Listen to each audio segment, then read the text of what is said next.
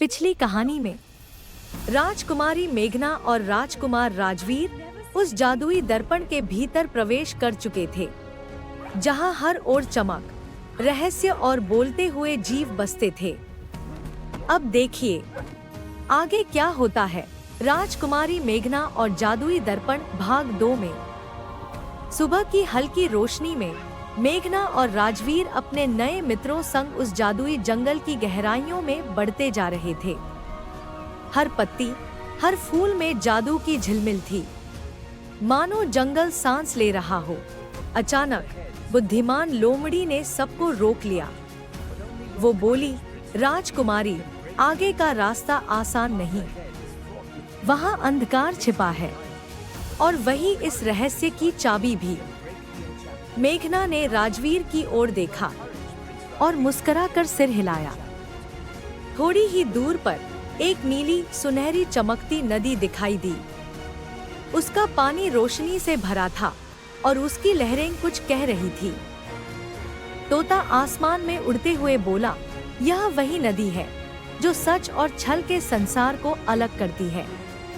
मेघना ने झुककर देखा और अपने ही चेहरे की परछाई में किसी और को देखा। सबने तय किया, अब पीछे नहीं लौटेंगे।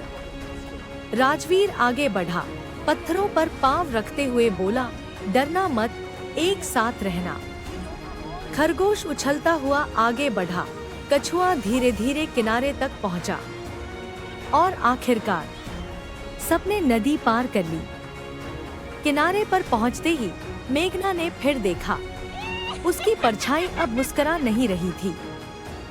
वो बोली, ये मैं नहीं, कोई और है। राजवीर ने कहा, शायद यही दर्पण का रहस्य है। आगे बढ़ते ही जंगल अंधेरा हो गया। हर पेड़ की जड़ें हवा में लिपटी थी और चारों ओर सिर्फ धुंध। मेघना ने अपनी हथेली में एक चमकता क्रिस्टल उठाया। जब तक ये रोशनी जलेगी, हम सुरक्षित रहेंगे। अचानक हवा में गूंजी एक कोमल पर डरावनी आवाज, मेघना, तुम्हारा इंतजार था। तोता कांप गया, बंदर पीछे छिप गया। राजवीर ने तलवार उठाई, लेकिन वहां कोई नहीं था, सिर्फ हवा में बहता जादू था। धुंध के बीच से निकली एक परछाई, काले वस्त्रों में लिपटी, हाथ में जादुई छड़ी और आंखों में लाल चमक। वो थी जादूगरनी।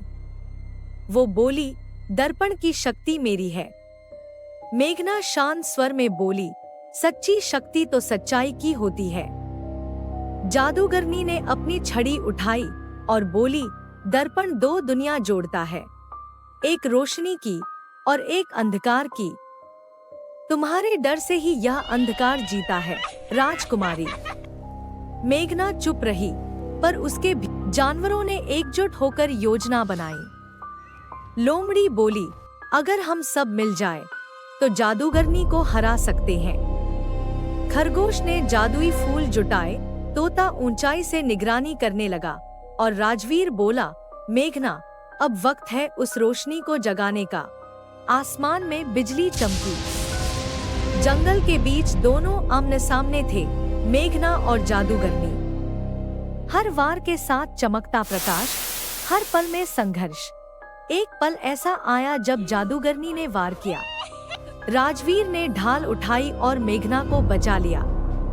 वो पीछे गिर पड़ा, उसकी आंखों में था स्नेह। मेघना, अब तुम्हें ही इसे खत्म करना होगा। उसके चारों ओर सुनहरी रोशनी फैल गई, आंखों में आंसू और दिल में दृढ़ता। मेघना ने दर्पण की शक्ति को पुकारा। उसके शरीर से सुनहरी किरणें निकली। एक तेज रोशनी ने पूरे जंगल को रोशन कर दिया। जादूगरनी की परछाई मिट गई। टूटा हुआ दर्पण फिर से जुड़ने लगा। राजवीर ने आंखें खोली, हम जीत गए, मेघना। और सारा जंगल खुशियों से गूंज उठा। सभी जानवर उनके चारों ओर इकट्ठे हो गए। लोमड़ी ने कहा, तुम्हारी सच्चाई ने हमारी दुनिया को बचाया है। तोता गा रहा था, बंदर नाच रहा था और कछुआ बोला, अब ये जंगल सदा प्रकाशमय रहेगा। सुबह की पहली किरण के साथ मेघना और राजवीर अपने महल लौटे और दर्पण अब शांति से दमक रहा था। सुबह की हल्की सुनहरी रोशनी में राजकुमारी मेघना और राजकुमार राजवीर बगीचे में धीरे धीरे टहल रहे थे। तभी अचानक ऊपर से एक गिद्ध उड़ता हुआ आया और उनके सामने एक छोटी सी चिट्ठी गिरा दी। मेघना ने चिट्ठी उठाई और उसे सावधानी से खोला। चिट्ठी में प्राचीन नक्शा दिखाई दिया, जैसे इतिहास की एक रहस्यमय कहानी खुद को प्रस्तुत कर रही हो। जैसे ही मेघना नक्शे को ध्यान से देखने लगी, अचानक नक्शे से एक विशाल शेर का चेहरा उभर आया।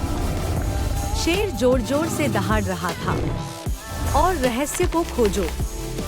मेघना ने गहरी सांस ली। राजवीर ने उसका हाथ थामा और दोनों नई रोमांचक यात्रा की ओर बढ़ गए।